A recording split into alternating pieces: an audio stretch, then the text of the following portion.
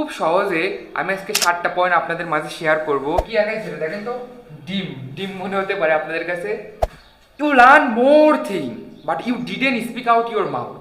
আপনি অনেক কিছু শিখছেন কিন্তু আপনি বলেনি না। অনেকে এটা করে যে গ্রামার, আগে গ্রামার শিখালাম, ইংরেজি মানেই গ্রামার। দিস থিং টোটালি রং। শুদ্ধভাবে শিখতে হবে, যেটাই শেখেন আপনাকে শুদ্ধভাবে শিখতে হবে। আমি একটা আপনাদের গল্প বলি। মনে করেন আমরা রান্না করছি, রান্না করতে কি কি লাগে, হলুদ, পেঁয়াজ, মরিচ, রসুন, যা যা লাগে সব কিছু দিছি, কিন্তু একটা জিনিস দিই নাই। আসসালামু আলাইকুম everyone, how are you all? Hope you all fit and fine. Today I want to talk about how to learn speaking English. What type word every day we are complete, after that we are say English. খুব সহজে আমি আজকে 7টা point আপনাদের মাঝে share করব। এই 7টা point যদি আপনারা প্রতিদিন ব্যবহার করেন, ইনশাল্লাহ you you will be fluency speaker. দেখেন আমার পিছনে কি আঁকাই ছিল দেখেন তো, ডিম ডিম মনে হতে পারে আপনাদের কাছে। ডিমের মাঝখানে গিয়েছি ইংলিশ।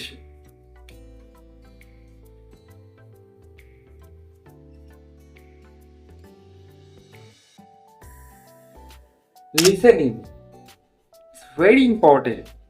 এখন আপনারা হয়তোবা জানেন যে লিসেনিং খুবই গুরুত্বপূর্ণ। শুধু লিসেনিং গুরুত্বপূর্ণ না, আরও 6টা যে স্টেপ আমি শেয়ার করব ওইটাও অনেক গুরুত্বপূর্ণ। আমি প্রথমে কি করতে লিসেনিং লিখলাম, কারণ এটা খুবই গুরুত্বপূর্ণ, খুবই খুবই গুরুত্বপূর্ণ। যে কোনো ভাষা শেখায়, সে আপনি ইংরেজি শেখেন আর চায়না শেখেন, যাই শেখেন, প্রথমে আপনার কি করতে হয় বলুন তো? লিসেনিং করতে হবে, মানে শুনতে হবে, সেই ভাষাটা আপনাকে শুনতে হবে। এটা দেখেন আমি লিখছি লিসেনিং। এখন আমাদের মনে আরো একটা প্রশ্ন থাকে, আমরা কয় ঘন্টা লিসেনিং করব? এটা আপনার উপর ডিপেন্ড করবে, এটা আপনার উপর নির্ভর করবে। আপনি যত ঘন্টা শুনতে পারবেন ততই আপনার ভালো। কিন্তু আমি সবাইকে সাজেশন করব, প্রতিদিন মিনিমাম 1 ঘন্টা শুনতে হবে, 1 ঘন্টা শুনতে হবে। এবার অনেকে বলবে 1 ঘন্টাও তো আমরা শুনতে পারি না, আমাদের তো হাতে টাইমই নেই। আধা ঘন্টা, এর নিচে যাওয়া যায় না, কারণ আধা ঘন্টা আপনার মাস্ট। প্রতিদিন আপনি যে কাজই থাক, যত কাজই থাক, আপনাকে আধা ঘন্টা লিসেনিং করতে হবে। কোনগুলো শুনবেন? হোয়াট এভার ইউ লাইক, যা পছন্দ করেন তাই শুনবেন। যদি মুভি দেখতে পছন্দ করেন মুভি দেখেন ইংলিশে, গান শুনতে পছন্দ করলে গান শোনেন ইংলিশে। যারা ছোটরা দেখছো তাদেরকে আমি বলবো তোমরা কার্টুন দেখো, মুভি দেখো, কার্টুন মুভি দেখো, it's very important for you. দেখেন তারপরে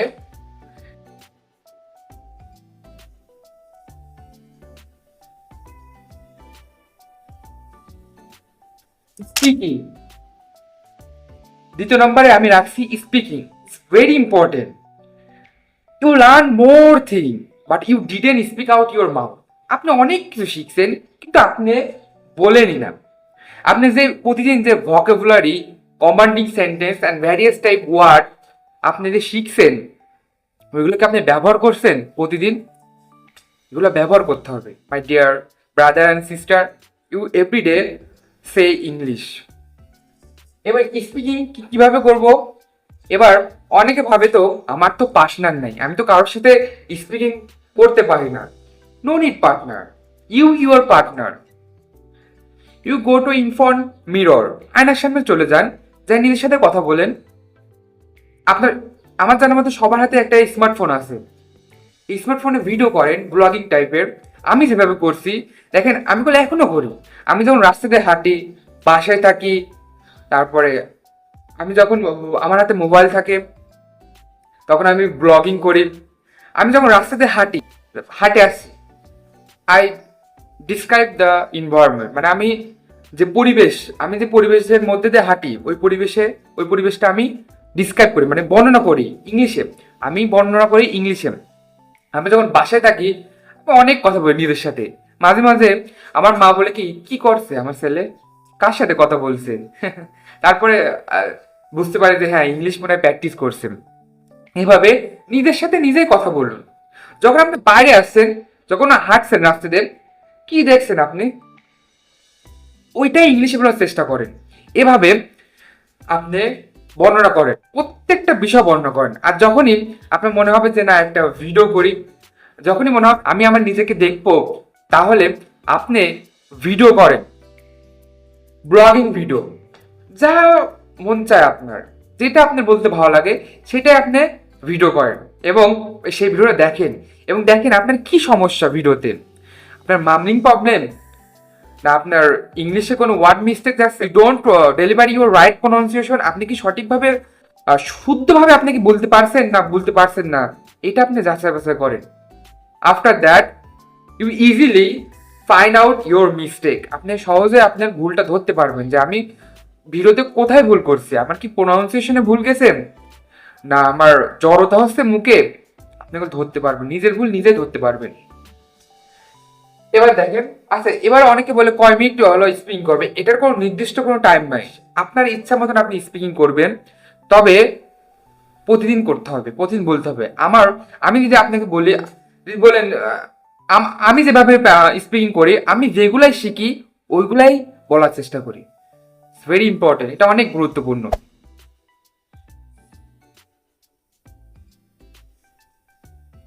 রিডিং ভেরি ইম্পর্টেন্ট। রিডিং, আমি যে 7টা পয়েন্ট শেয়ার করছি প্রত্যেকটাই গুরুত্বপূর্ণ। রিডিং, এখন আপনারা সবাই জানেন রিডিং মানে কি, মানে পড়তে হবে। এবং কি পড়বেন, যারা বিগিনার, যারা শুরুতে ইংরেজি শিখছেন, তাদেরকে আমি বলবো যে ক্লাস 5-4 যে স্টোরি আছে না, সহজ সহজ যে স্টোরি, ওইগুলো আপনারা পড়েন। It's very important for you, সেই স্টোরিগুলো পড়েন।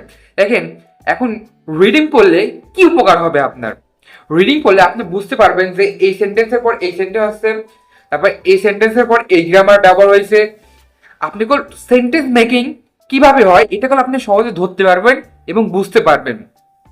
এই জন্য আমি বলি প্রতিদিন আপনি পড়েন, আপনার যেটা ভালো লাগে, গল্পের বই হোক, বিজনেস বই হোক, আপনার এডুকেশন টেক্সট বুক হোক, যেটা হোক আপনি পড়েন, পড়তে থাকেন।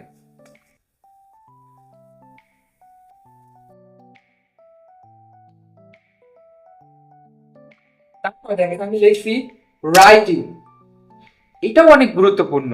আমরা যেগুলো শিখছি ওইগুলো আপনারা লিখে ফেলেন, কি শিখছেন আপনি সেটা লেখেন। এবং আপনি মনে করেন এই যে রিডিং করলেন, মানে একটা গল্প পড়লেন, ওইটা একটা শর্ট সামারি আপনি লেখার চেষ্টা করেন, কি বুঝলেন এই গল্প পড়ে ওইটা আপনি লেখেন।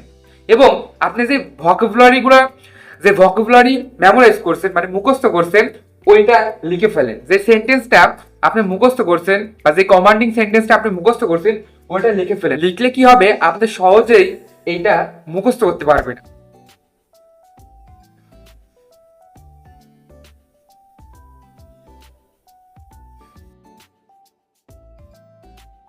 গ্রামার, দেখেন আমি লিখছি গ্রামার। এখন এই যে গ্রামারটা আমরা যারা শুরুতে ইংরেজি শিখতে যাই, তারা প্রথমেই আমরা এই গ্রামারটা শিখতে চাই। অনেকে এটা করে যে গ্রামার, আগে গ্রামার শিখালাম, ইংরেজি মানেই গ্রামার।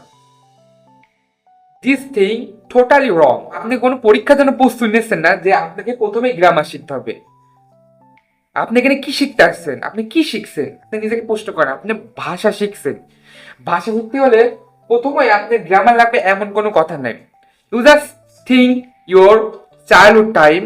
আপনি ভাবেন আপনার ছোটবেলার সময় আপনি কি প্রথমেই বাংলা ভাষার সময় গ্রামার শিখছেন? না, আপনি গ্রামার শিখেন নাই। আপনি কি শিখছেন? প্রথমেই শিখছেন লিসেনিং, তারপরে স্পিকিং। M I right? আমি কি ঠিক বলছি? তারপরে আপনি আস্তে আস্তে বলা শিখছেন, তাই না? লিসেনিং করার পরে আপনি বলা শিখছেন, প্রথমে বাবা, মা, ভাই, বোন, এভাবে আস্তে আস্তে little by little word you say, মানে ছোট ছোট ওয়ার্ড আপনি বলা শুরু করছেন। তারপরে আপনি বাংলায় ফ্লুয়েন্সি স্পিকার হয়েছেন, তাই না? তার মানে প্রথমে আমাদের গ্রামার লাগবে না, প্রথমে কি লাগবে? Listening and speaking. এখন গ্রামার যে একদমই লাগবে না তা কিন্তু না। আমি সঠিকভাবে ইংরেজি বলবো তখন আপনার গ্রামার লাগবে। আপনি নেটিভদের ভাষা, মুভির ভাষাটা বুঝতে পারছেন, আপনি তখন গ্রামারটা লাগবে। যখন আপনার সঠিকভাবে একটা বাক্য তৈরি করতে তখন করে একটা গ্রামার লাগবে, বা আপনার অনেক কথা বলতে গ্রামার তো লাগবে। কিন্তু এখানে সব গ্রামার তো লাগবে না, কিছু কিছু গ্রামার লাগবে। আচ্ছা আমি এই গ্রামার নিয়ে আরেকদিন একটা ক্লাস নেব। কি লিখেছি? Pronunciation very important. আপনি কি শিখছেন ওটা শুদ্ধভাবে শেখার চেষ্টা করে। অনেকে এটা খেয়াল করে না, রাইট প্রোনাউন্সিয়েশন, মানে শুদ্ধভাবে শিখতে হবে। যেটাই শেখেন আপনাকে শুদ্ধভাবে শিখতে হবে, ব্রিটিশদের মতো শিখতে হবে। প্রোনাউন্সিয়েশন, আপনি যেই ভোকাবুলারি শেখেন, যেই কমান্ডিং সেন্টেন্সই শেখেন, বা যেইটাই আপনি বলা শেখেন, ওইটা সবসময় চেষ্টা করবেন রাইট প্রোনাউন্সিয়েশনে শেখার জন্য।